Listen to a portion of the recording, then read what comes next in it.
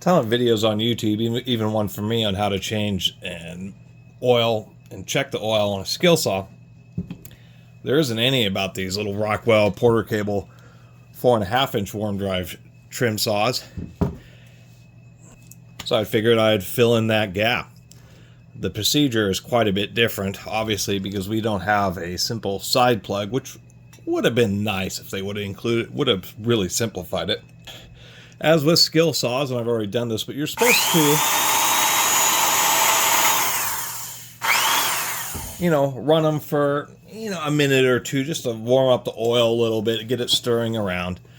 The big differences on these Rockwells here is the fact, and of course they're Porter Cable brothers, is we're going to have to check it through the front plug, which is also the cover for the bolt that holds on the worm gear.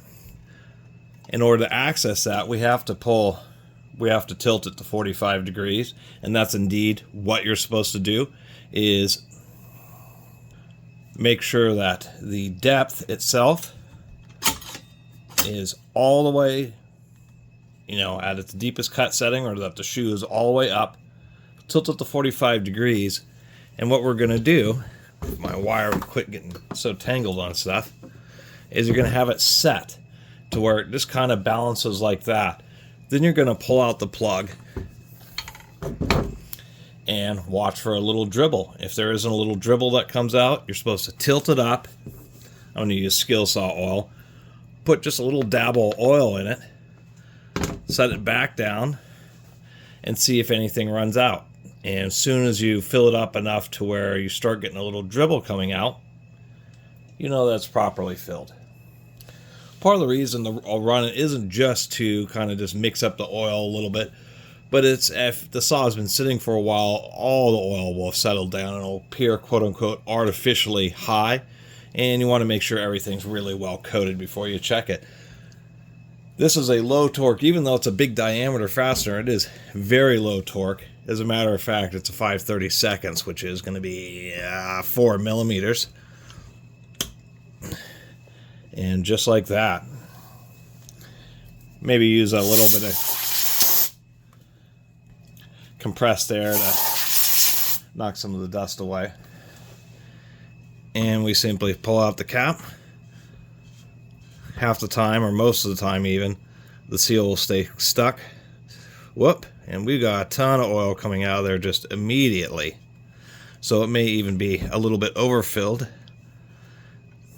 I gotta try to get this threading back in here and not be cross-threaded. So this one has obviously been checked at some point, as evidenced by the fact that we had a big old oily mess as soon as I pulled that cap out. I let even a little bit more oil out, and it may explain why this saw has been working great, but I have a little bit of a rattly sound. But when it comes to oil in gearboxes, too much can be just as bad, maybe even a little bit worse than too little. The reason being is when there's too much, there's excessive churning, foaming, and where the oil just turns into a big frothy mess inside the gearbox and actually really reduces the film strength, because it's not actually having an actual flow or circulation, which there is. When the worm gear drives the spur gear spins around, kind of throws the oil, and it goes back down, whether if you're using it sideways or usually vertical, back down to the bottom of the gearbox. But when it's really foamed up, frothed up, it will stop that circulation. It'll kind of be running over the same frothy oil and can cause early wear. So anyway, that's how easy it is to check, and changing the oil is just setting the saw up, tilting it, and letting it drain out over a cup or something like that. There's not a lot. There's like an ounce or two of oil in this gearbox, and obviously it's sealed, but just over time oil will spiral its way through seals. Very small amount, but nonetheless it will. And it's important to check. That's really the deal with the worm gears, is they're really smooth and they can be super long lasting, especially the oil filled ones. Ultra long lasting. You'll be limited by the commutator wearing out after several sets of brushes. but it's really easy to forget about. So many times I run into skill saws and stuff where people just haven't checked the oil and the gearbox is halfway empty. And that's what I was actually expecting with this Rockwell saw, because I've never checked it. I was expecting to be nearly bone dry. I also forgot to mention that when it's open, you can even take the same Allen wrench and kind of block it into the teeth of the saw. You'd actually have it this way.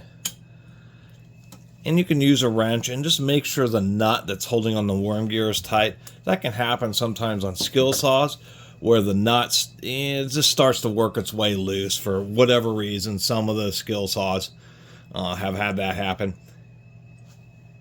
I guess depending on use, and maybe they didn't quite hit their torque spec at the factory. And I assume the same issue probably has affected these 314 worm drive trim saws too. So when you're checking the oil, since you already have to pull off the end cap, it's really easy just to put something in the teeth of the blade and not over torque it. You don't want to use a huge impact, but just make sure that nut in there is good and tight. Anyway, that's my little video of checking the oil on the Rockwell Porter Cable 314 worm drive trim saws. Excellent little saws, and they have built up a following since they aren't made anymore. And there really wasn't anything like that, like these. Even skill saw never, that was the kind of the deal with these. A skill saw only went down to like 5 3/8 or something. And it turns out the 4.5 inch, 4 3/8, 4.5 was really became a standard for trim saw sizes. And so they were the ones who basically made the skill saw worm drive of trim saws. Too bad they're only right hand blade, but it's such a small saw, it's not a big deal. With all the skill saw accoutrements, these have are only like 4,500 RPM, if I'm correct here. Actually, the Rockwells don't even list the RPMs, but they're 4,500 RPM, which is really slow for such a small blade. But they were designed. They only have a 4.5 amp motor, but they basically have an equivalent blade torque of a 7.25 inch worm drive. So they're made to be just a real tight bearings, you know, preloaded bearing, accurate, but pretty heavy duty trim and panel saw. If you're cutting a lot of plywood and building cabinetry and furniture, these things can just be real nice. If you have situations where you're having to cut holes or replace sections of siding on buildings and houses, you know, you get a pretty inaccurate cut with a reciprocating saw. And even cordless 6.5 and 7.25 inch saws can be kind of weighty. And so that was another common use, is using one of these just because it was just a little smaller and more wieldy. Anyway, thanks for watching.